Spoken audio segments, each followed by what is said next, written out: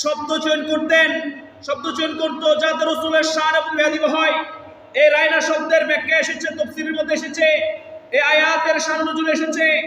সাহাবায়ে কেরাম রাসূল করিম সাল্লাল্লাহু আলাইহি ওয়াসাল্লামের দরবারে আল্লাহ রাসূলের সামনে বসে বসে রাসূলের ওয়াজ শুনতেন, কথা শুনতেন, হাদিস শরীফ শুনতেন।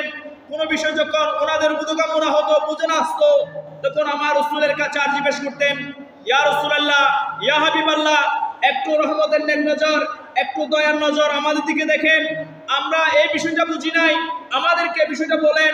তখন আমার রাসূল ওই সাহাবায়ে কেরামের প্রশ্নের উত্তর দিতেন, আরজির কথা বলে দিতেন। জোরে বলুন না সুবহানাল্লাহ। ওই সময় মসজিদ নববীর মধ্যে একদল মুনাফিক ছিল। এই মুনাফিকরা আমার রাসূলকে সম্মান করে রায়না বলতো না। আরবি ভাষায় রায়না শব্দের অর্থ